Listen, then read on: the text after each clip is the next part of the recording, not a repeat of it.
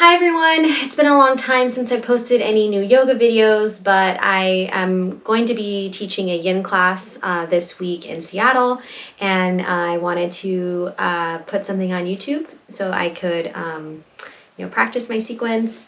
So for you guys back home, I'm going to recommend a large bolster or a pillow, maybe from your bed or your couch cushion.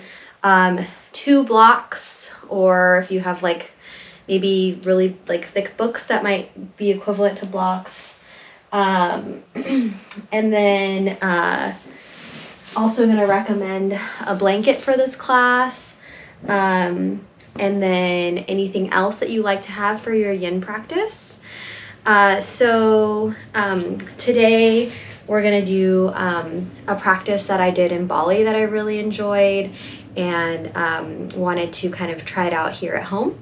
So our first posture is going to be using the blocks and the bolsters. And while you kind of get that set up, you can see here from the side, I have 1 block on the mid setting and 1 block on the highest setting, and then I'm just resting the bolster on it like a ramp.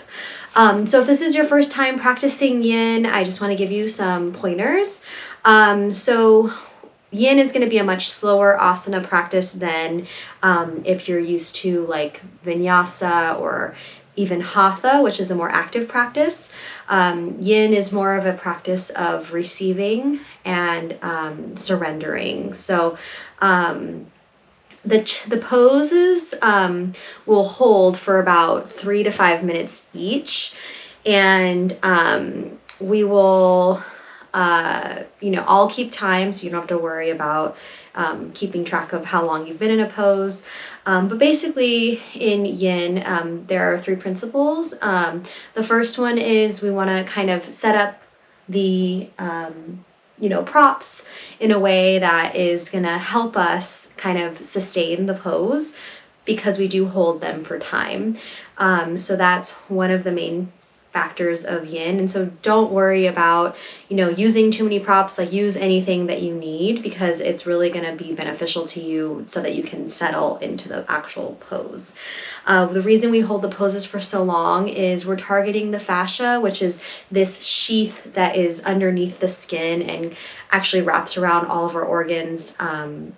Back when I was in high school, the skin was supposed to be the largest organ of the body, but now science has determined that the fascia is the largest organ of the body, because not only is it underneath all of your skin, but it does wrap around each of the organs and in between different parts of the body. So it's much larger than the skin even. But anyways, the fascia is connective tissue that kind of is interwoven with neurons that kind of communicate with the vagus nerve, which is the main pathway for the central nervous system. And basically in these poses, we're trying to allow the gift of time to soften the fascia in certain places. It can collect and bunch. It's a kind of a malleable, not material, but biological material, if you will.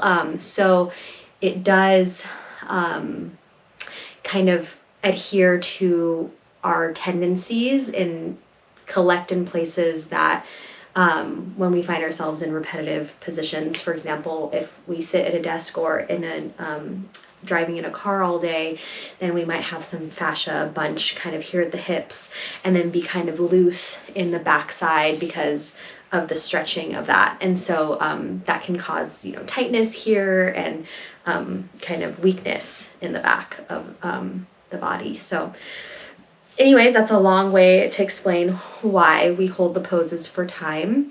The other thing with yin is we don't want to feel any pain in yoga ever, but we certainly don't want to push ourselves to the maximum limit of our threshold of sensation. So when you get into a pose, just make sure that your sensation level is manageable so that you can sustain the posture. And so I would recommend kind of easing into it. And then if you feel the body kind of inviting more from you or more of a stretch, or, then you can kind of take it a step further. But for the most part, we want to kind of start small and gradual, and then gradually kind of work up to where we want to go, rather than pushing it too far and then having to dial it back. And so that's called edge. And then stillness. So stillness goes hand in hand with time. We want to just hold these poses and be still so that we can allow the body to settle into that pose, into that posture, so we can receive all the benefits of that the posture. So that might be the hardest part of the practice for you. For many of us, you know, we have monkey mind, and when the body is still and we're, you know, in a still position, but we're awake, we're not sleeping, our mind might begin to kind of go off into distant places, past or future. So just try to anchor back into the body, into the places where you feel sensation. And throughout the practice, I'll give us some little touch points of anchors, so that we can kind of stay grounded inside the body and in our awareness of the room we're in, rather than off making plans for dinner. So for this first posture, it's Supta Baddha Konasana. It's going to be a heart opener and a hip opener. So you see I have the ramp here with the blocks, and I'm going to bring my soles of my feet together. I like to keep my socks on for yin. I'm in the Pacific Northwest. It's still pretty chilly, not quite spring yet. So I like to keep, warm.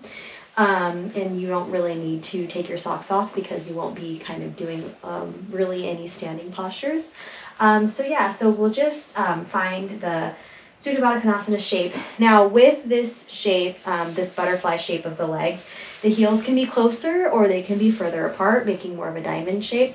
If you find that your knees are feeling like they can't relax, like the groin can't relax and the knees are not supported, then you might bring another bolster on either side of your knees, or maybe even, like, if you don't have so many bolsters, that's okay. Like for me, I only have these, so I'm gonna put, one bolster under one knee and then roll up my blanket on the other side.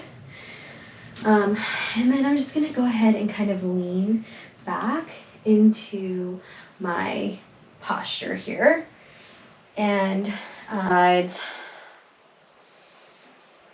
and soften the eyes, and I'll keep track of the time. So as I mentioned, we'll be in these poses for about 3 to 5 minutes each. Make sure that you feel supported here.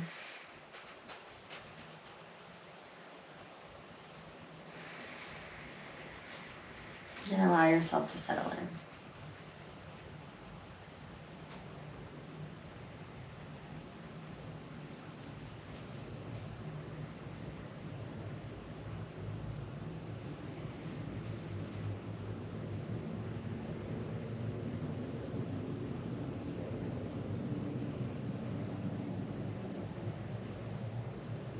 Notice your breath.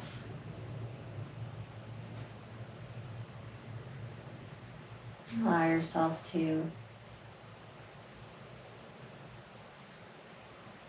rest your attention on your breath.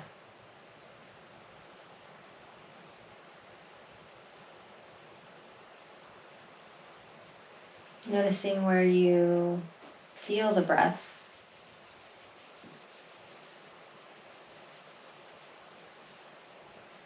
Most prominently.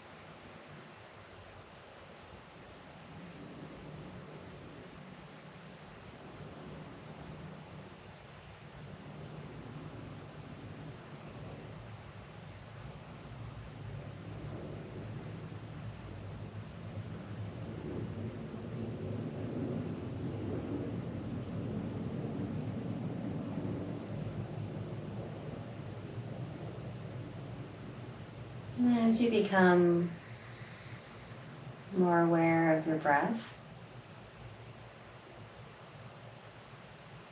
notice if, without changing anything about your breath, if you can notice the moments,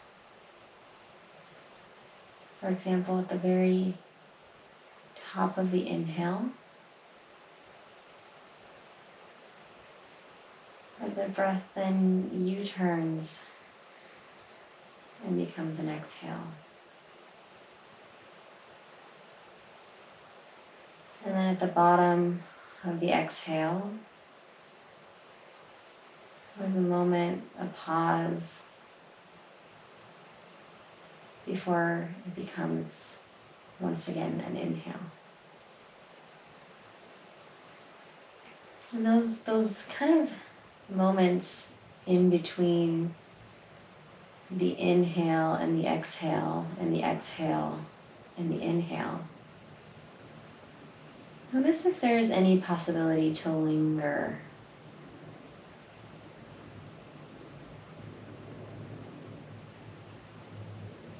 In that pause in between.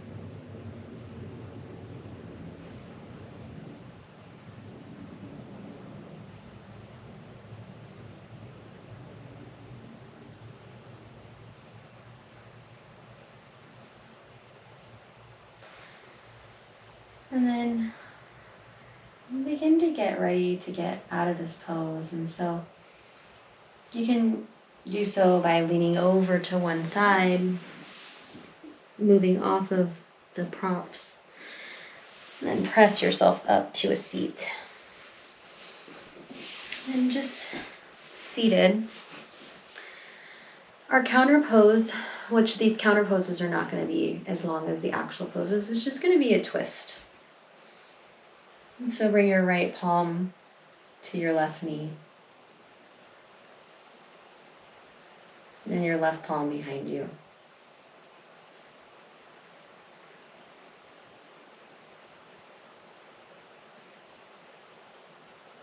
And then come through center. And then switch. Left palm comes to right knee and right palm comes behind you.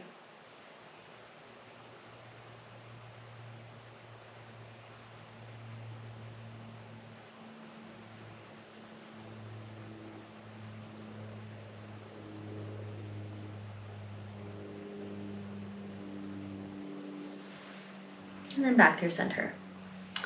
Okay, for this one, we're gonna come back to that butterfly shape with the legs.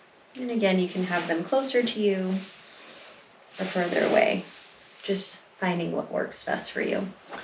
And we're gonna bring the bolster kind of into the chest. You can have a couple options. So you can have the bolster here. You can lean over the bolster and then maybe rest the forehead onto the block. That's one option. Or you can create that ramp where the block is in front of the feet and the bolster's on top of that. And your arms can just dangle on either side.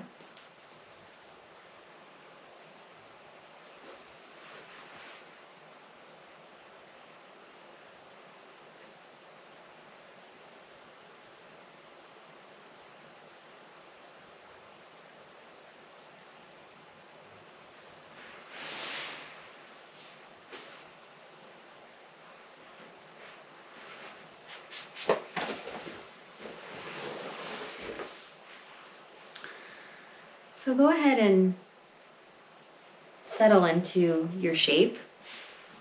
I'm keeping the time here.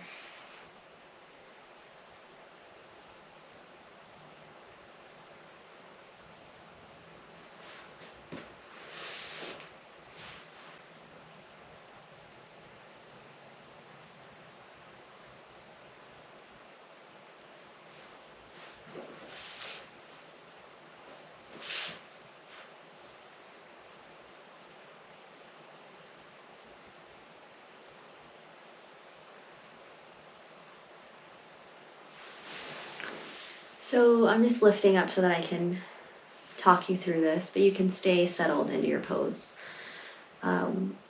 Taking, again, your attention to your breath. And noticing, again, the moment at the very top where there's a pause. It's just a natural pause that happens before the exhale begins.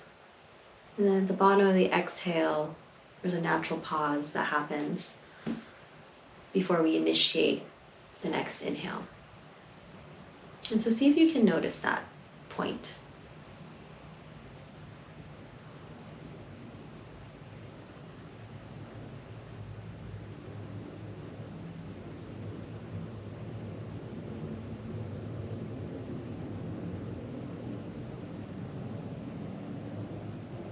That moment when the breath is full and we have that momentary pause at the top, that's going to be called a breath retention. And then when we exhale completely, and there's that moment at the bottom of the exhale, we're going to call that suspension. So the inhale, and then the pause is retention, and then the exhale, and the pause is suspension. Not super important to know this or memorize, but just helpful language for us. Inhale, and at the top, retention of the breath. Exhale, and at the bottom, suspension of the breath. So in this forward fold, next time you experience the exhale fully, and then that momentary pause of suspension of the breath, see if you can lengthen that just 1 beat or 2. And in that moment, bring your attention to the Muladhara chakra, which is the root chakra at the very, very base of the spine.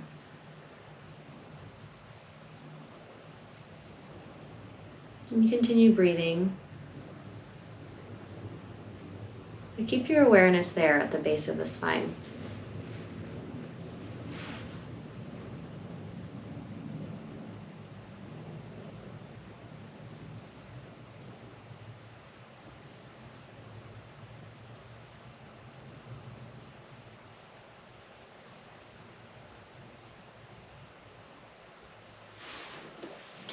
If you like to use visualization, you can picture the color of that chakra, an orb, the color red.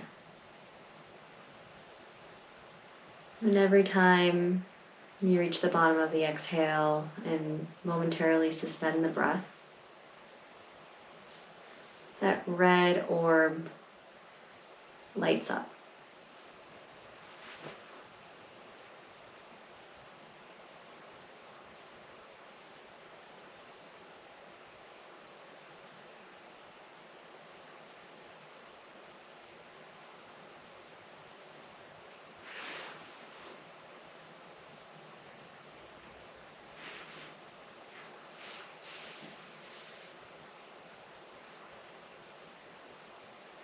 Okay, when you're ready, I'm going to come out of this pose and move the bolster off to the side, move the block off to the side, and our counter pose is going to be reverse tabletop. So I'll move to the side so you can see what this is like. I'm going to bring my feet about hips width distance, my hands behind me, fingertips pointing away from my hips, and just lift my hips up. Now I can look down my navel, or if it's okay for my neck, I can allow my head to rest back. This is also called hammock pose in yin.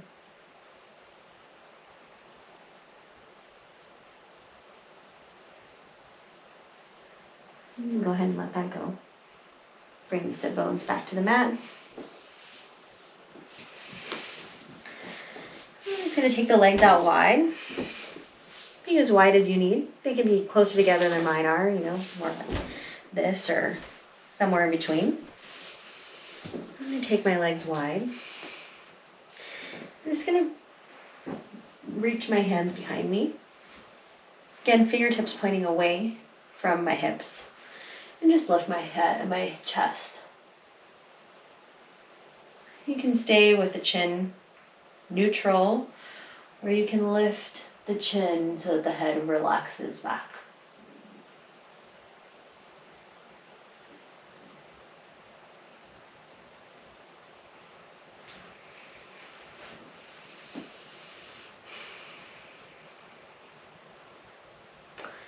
And then go ahead and bring the hands behind the knees. Draw the knees in towards one another. We're going to get prepared for our bridge pose, supported bridge. So I'm going to bring the blocks on either side of me. Move the props out of the way. And we're going to come on down onto our backs.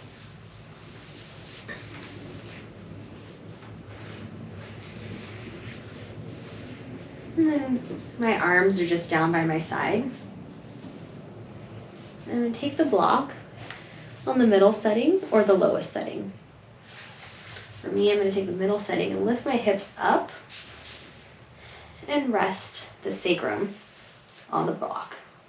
Actually, for me today, this is a little high, so I'm going to come down to the lower setting. Now from here, relax the pelvis down. And I'll just extend my left leg out long. You can keep your arms by your side, or if you want to accentuate the back bend, you can reach the arms up overhead.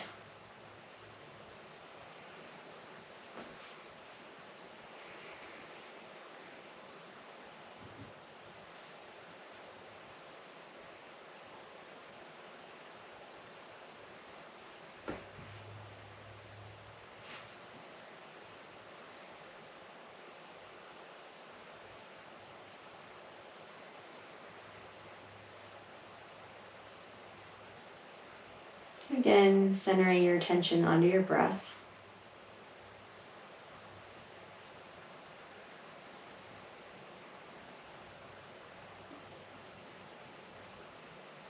And this time, we'll bring the awareness to the top of the inhale. So next in-breath you take. Notice the pause that happens in the retention before you exhale.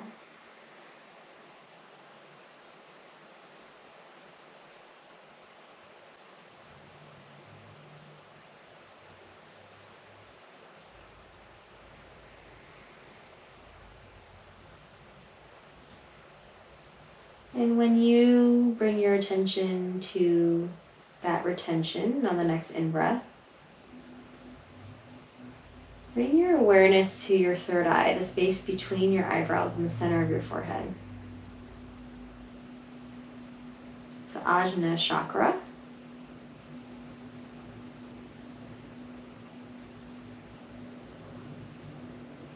And again, next inhale. Pause at the retention.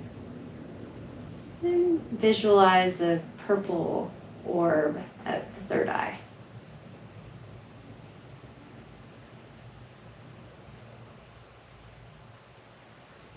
And then every time you momentarily hold the breath in, allow that orb, that purple orb, to glow brighter.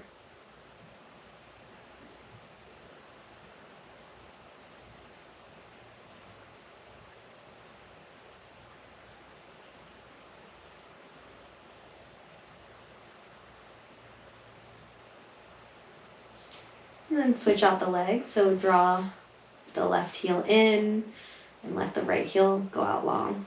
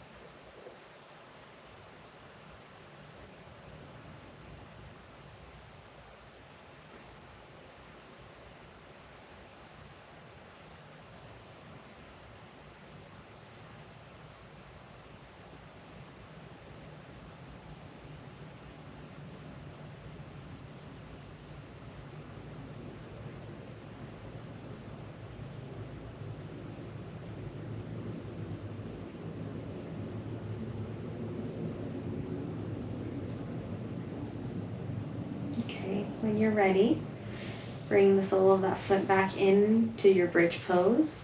On an in-breath, gently lift your hips off the prop and move it off to the side. Lower your hips down and bring the knees slightly in.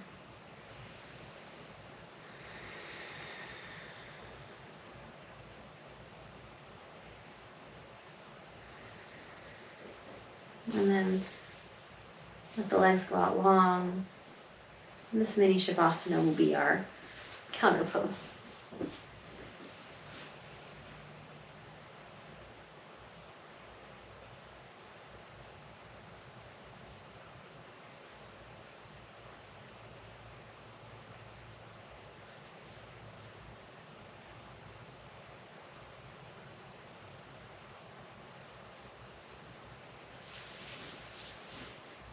And then go ahead and take Happy Baby. So you can bring the knees out wide and grab for the inside or outside of the feet or behind the thighs.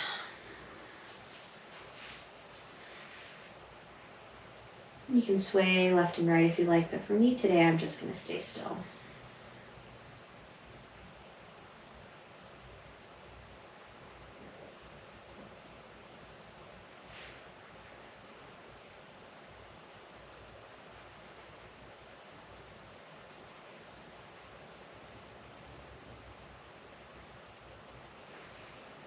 Go ahead and let that go. Our next pose is going to be a supine twist.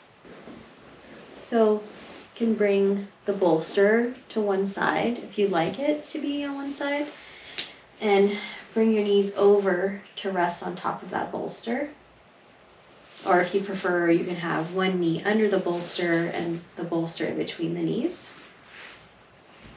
And the arms are just going to go on either side.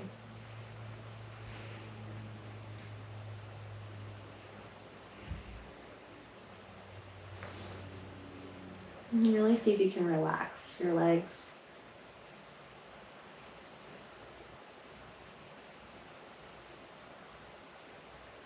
And now we'll bring the attention back to the breath again.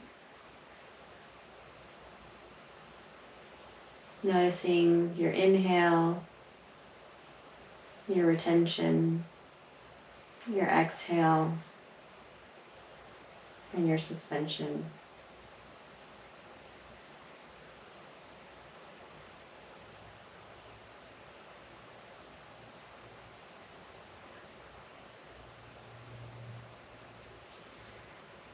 And again, bring your attention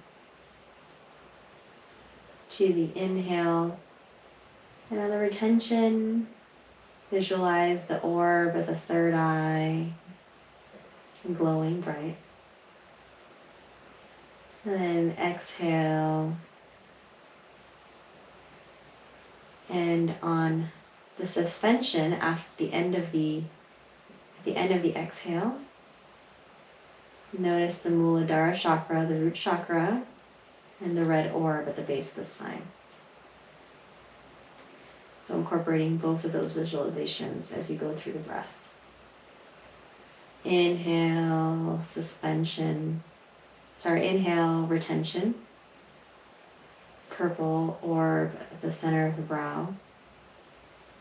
Exhale, suspension, red orb at the base of the spine.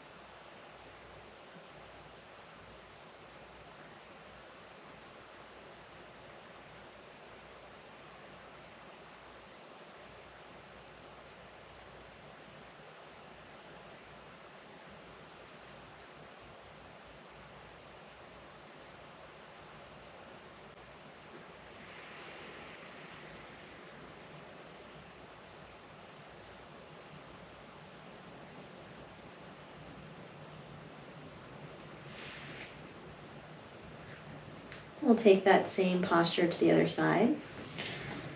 So go ahead and remove the props. And send the knees over to the other side. Either bolster between the legs or underneath the bottom leg. Arms out like a T.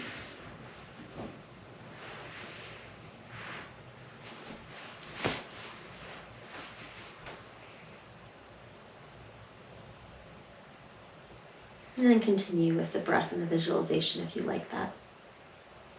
It's the purple orb at the top of the inhale, at the center of the forehead,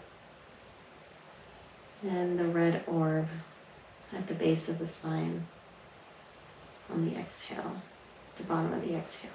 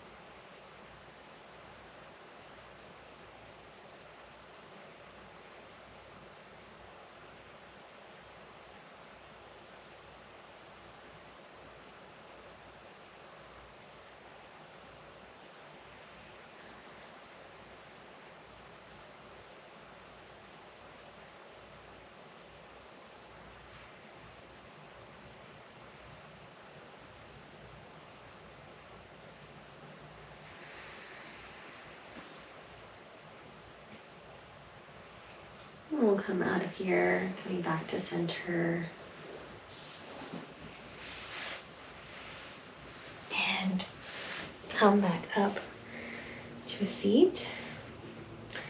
So our counter pose for this one is cat-cow. So knees under hips and palms under shoulders. Inhale, lift your heart, lift your hips.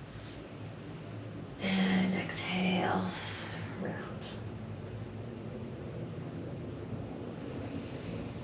Inhale, lift up. And exhale, round. Last time, inhale. And exhale. And then we're going to take swan, which is also known as pigeon in active asana classes. And for this, I recommend that you bring the prop, probably the large bolster or the pillow, underneath the hip. You can bring the blocks to support the forehead.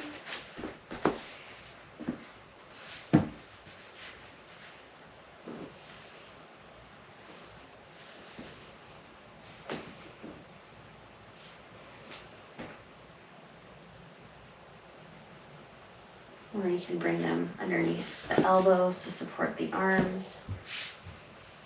I think I might do that. And bring the bolster here.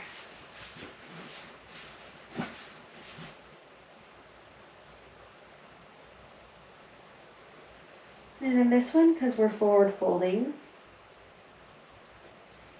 we're only going to pay attention to the suspension of the breath at the bottom of the exhale and bring the attention to the Muladhara chakra, the root chakra, the red orb at the base of the spine.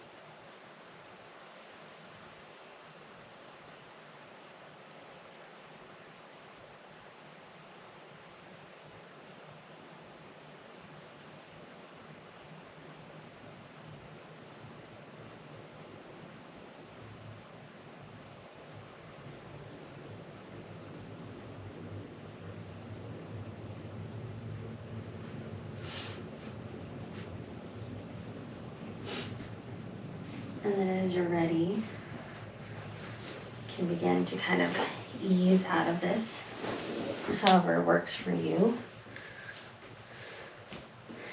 And we'll just sit back and windshield wiper the knees left and right. It's our counter pose.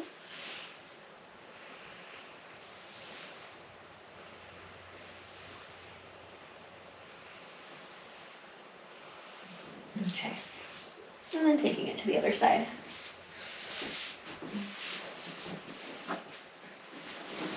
So I'm bringing my shin in front of the bolster and might need to readjust a little bit. Yeah, so that's helpful for me. Then I have a little more space here. And then inhale. And then exhale. My elbows come down to the blocks. Support my forehead with the bolster.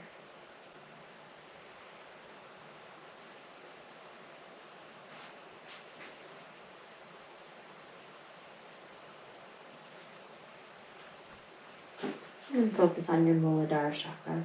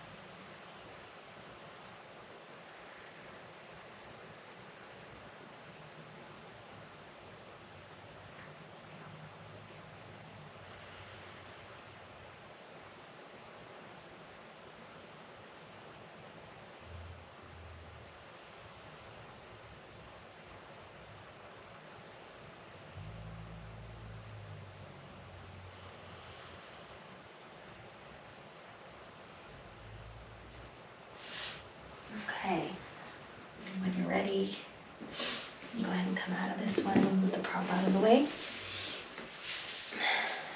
And windshield wiper the knees left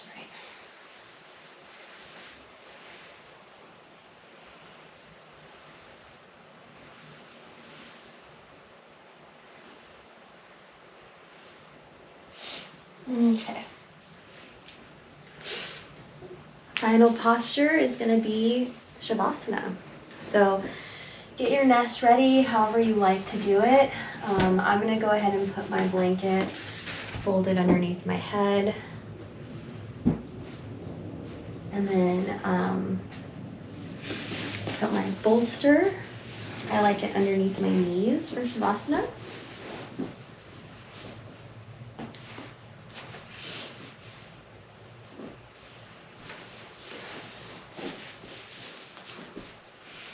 And just move the props out of the way so you can sprawl out as much as you want. And for Shavasana, you can just let go of the breath.